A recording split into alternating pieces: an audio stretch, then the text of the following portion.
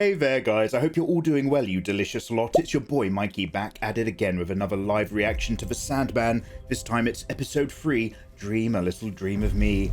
Let's begin. Oh, there's the titles right there. In the previous episode, my delicious friends, we managed to watch Dream slowly gain a little bit of ability back in controlling the dreaming itself, to the point that he's actually able to conjure up enough gifts from the dreaming to contact the Fates regarding some clues about the various offices of his power. Astra and Joanna. Yo, this must be Constantine. Like when Mum died. Oh no. She's like a very British Anna de Armas. Oh yo, that place is an absolute tip. A band definitely works here. Oh, that's always a good sign. God, these guys have been summoning demons for fun.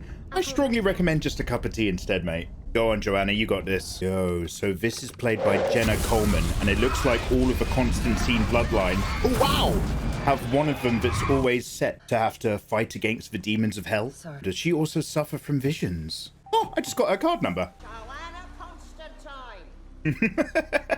Hello, love. Good for you, father. Good for you. Yo, Dream's on his way. Oniromancer. Yo, I'm gonna look that up right now. Oniromancy is a form of divination based upon dreams. You can use it to tell the future. And there's my boy. Hey man, how you doing? So, thank you very much everybody for giving me loads of information about what the dreaming really is. You delicious people have helped me actually put all of this properly together in my head. Good lord, look at all this Baroque architecture. This is intense. Oh, look at that, it's so lavish. Oh dear. She has to work directly for the church because of her own demon troubles that they keep under wraps. If her family is in any way royal, the answer is no. I'm done with that lot. I told the Queen. Why doesn't she like the Queen? Oh my god, her use of London English is so peculiar in particular. Yo. Jesus fuck. Oh my god, I actually love her already. Her constant use of like terrible language and a very particular style of like London English from the late 90s is really good. Can we at least drug her first? Get her drunk, tie her up a little bit. I used to know guys like that on nights out. They all went to jail. So is she supposed to be our Princess Diana surrogate? Oh, and by the way, guys, thank you very much for kind of explaining how in the Constantine bloodline, there's always one that's doomed to have lost their parent and also their twin or sibling. Sorry. He's unable to say the holy words. Guys, have you all watched The Vitch, VVITCH, the Studio A24 movie, where they can't speak God's language because they've already sworn themselves over to the devil? Oh, mate! Oh. Oh. Oh, he's gone full Wesker. Oh! Yo, look at that design in the back of his ribcage. Yo, hello there, bruv. Yo, you've actually ruined her day. That's worse than when Ross said Rachel's name at his own wedding. Yo, Dream knows Agalaeus. Lord Morpheus. He most didn't recognize you without your helm. Yo, we'll find it eventually. There's always such a malaise. He always looks like he's on the cusp of crying. Dream of the endless commands you. Run along. Yo, I love the clash of wills. Yo, she don't give an F. You presume that because I have not acknowledged you, that I do not remember you? There's an accounting coming, Mr. Stussy. And you know I'm right. Mongrel hordes descending. You think you're rich. You've no idea what rich means. Rich is a fleet of planes marked with decoys to disguise your scent. Check out Fargo Season 3 if you haven't already.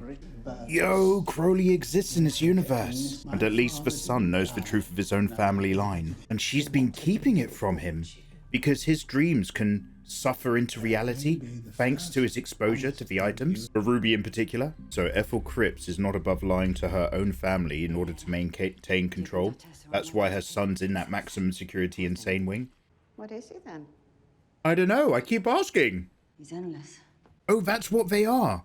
They're one of the endless. Dream, desire, death, and so on. That's what they're termed as. Beings whose very existence always must be by the nature of being itself.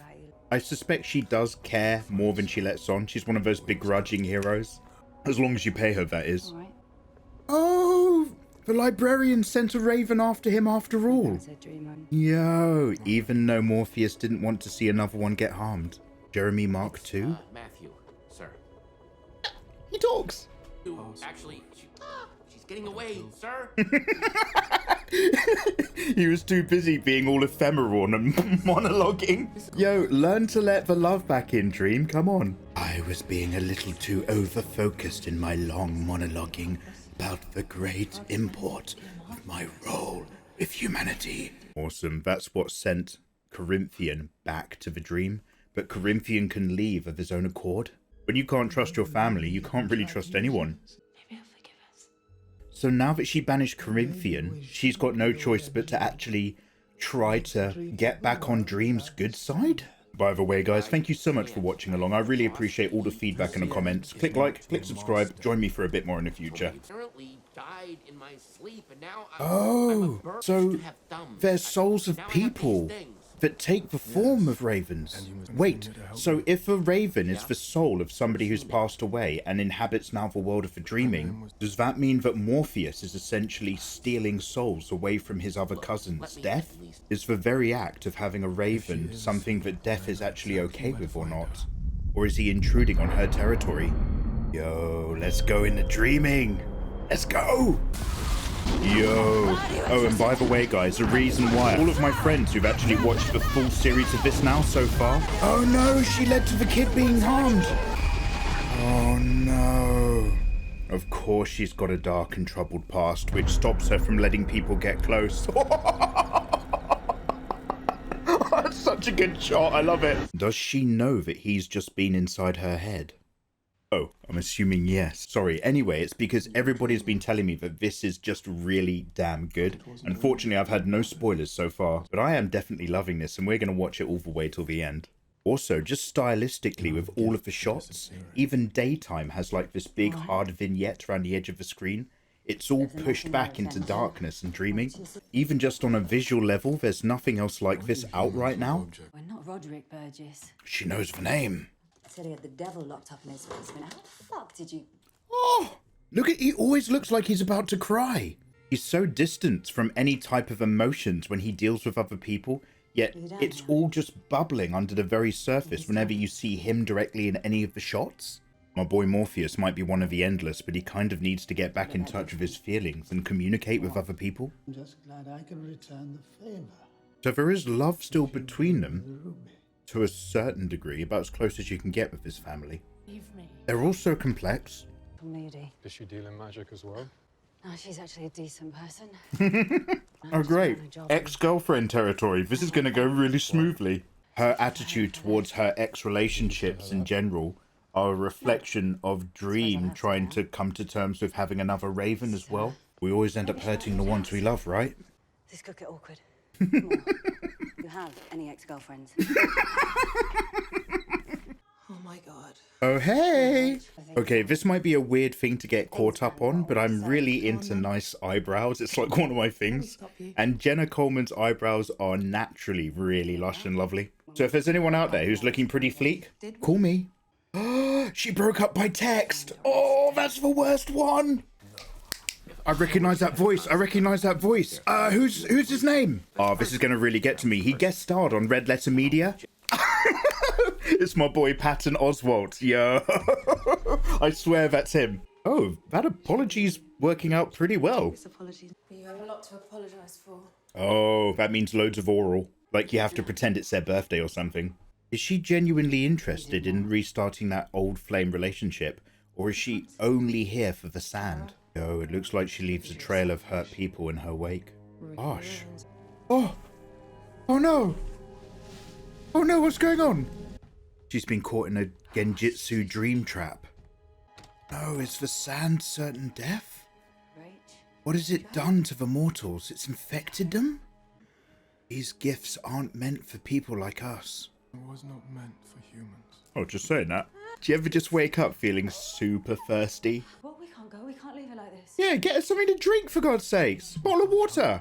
Yo, we're learning so much about Constantine's character. She very much aggressively cares for the well-being of whoever's right in front of her, but is dismissive about the wider arc of humanity in general. She's despondent and pragmatic, and her sense of cynicism is almost despite her deeper self. And so now Morpheus has to take a moment to actually understand that humanity starts with the first human in front of him. Yo, I was saying in the first couple of episodes that Morpheus has been this kind of ethereal, unknowable being. In the very first episode, it's all about the bad family of people around him, whilst he's just been this contained godlike vessel. And then in the second episode, even the other people of the dreaming were angry at the fact he was so detached from their own suffering in his absence. I'm starting to see now that they've actually been doing all of this very much on purpose, so that he has to slowly reconnect, and by extension, we start to connect with him.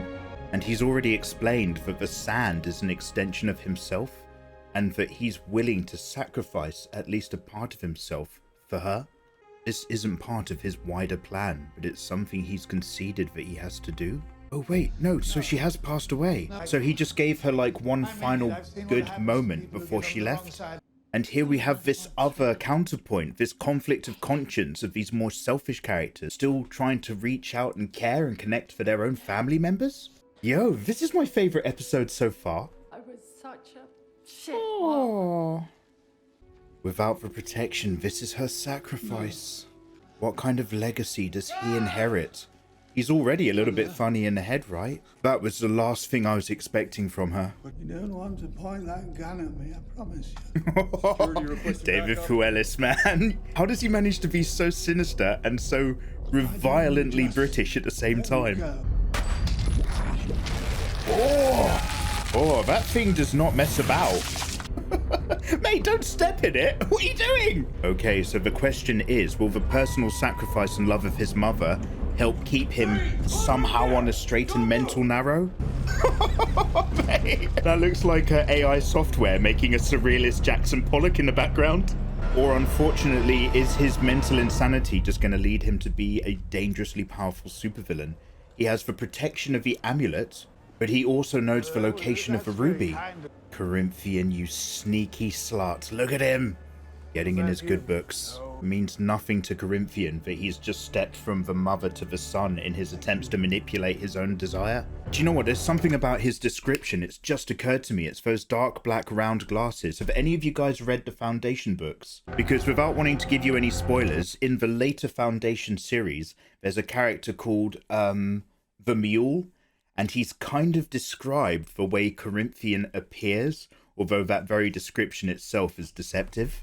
That, by the way, is Asimov, and isn't that being made into an Apple TV show, in fact? Yo, we're gonna watch that. She was actually a good person. Everything comes with cost. Goddamn Burgess bloodline. So that final farewell between these two, did that happen purely as a dream in her mind, as a reflection of the sand? Or were there moments as a reunited couple shared together in a single dream? Look after him, Matthew. Come on, Matthew. I really hope that's not the last we see of her. She better be back in another episode. She's great. Oh, that's a little gift for Dream gives in return. Don't ever spy on me again. Oh. Hear me out. Take me with you. Yo, come on, lad. Dream, you're gonna need help. Yeah. Ooh, only slightly sinister. Hell. Of course it is. Yo, so that demon left him with just enough of a clue that he needs to chase after things? Ah, so his sand, which is a part of him, is a key item to traveling between the realms? Go to hell. Oh, yo, it was Patton Oswalt. Guys, that was a really good episode. Thank you very much for hanging out with me here on the YouTubes and joining me along as we kind of got our heads around it. It took me a little while to get into the flow of things, but I am loving this series so far and where it's heading. Like, the first one, you have to get into the rhythm. The second one, you start to realize the consequences. This one is a battle of wills, experience, pain, and desires for actually still helping each other across humans, good guys, crazy people, and the endless like Dream. Yeah, I can see why you guys have been recommending it. And I'm buying some graphic novels. Guys, I vaguely remember reading the graphic novel series where Lucifer gives up some of his power to Dream because he like goes AWOL or something. Does anybody remember the name of which one that was? Or do you recommend any other Sandman graphic novels to start off with? Let me know. All right, guys, thank you very much for joining me. Much love. Click like, click subscribe, and I'll see you for the next one in the playlist. Peace.